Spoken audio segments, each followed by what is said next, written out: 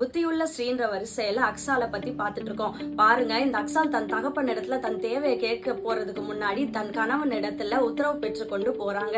இது எதை குறிக்கிறது தெரியுமா? கணவனும் மனைவியும் கலந்து ஆலோசித்து செயல்படுறத குறிக்குதுங்க.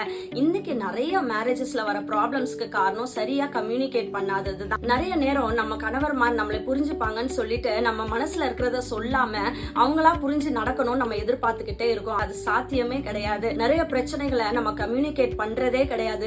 நம்ம அதை பத்தி பேசாம தள்ளி போட்டுட்டே இருக்கிறது நிமித்தம் அந்த பிரச்சனையை பெருசாகிட்டே தான் இருக்குது. கணவனும் மனைவியும் கலந்து ஆலோசித்து செயல்படுறதுன்றது ஒரு திருமண வாழ்க்கையில மிகவும் முக்கியமானதா இருக்குதுங்க. சில இடங்கள்ல மனைவி மாறுது கணவன் இடத்துல எதுவுமே சொல்லாம தனக்கு பிடிச்ச மாதிரி வாழணும்னு நினைச்சுக்கிட்டு எதுவுமே ஷேர் பண்ணாம இருப்பாங்க. கணவனும் மனைவியும் சேர்ந்து கலந்து ஆலோசித்து செயல்படுகிறதை தான் ஆண்டவர் விரும்புகிறாருங்க. இன்னைக்கு நம்ம ஒப்பு கொடுப்போமா? வாழ்க்கையின் எல்லா தீர்மானங்களிலும் கணவனோடு கலந்து ஆலோசித்து செயல்படுவதற்காக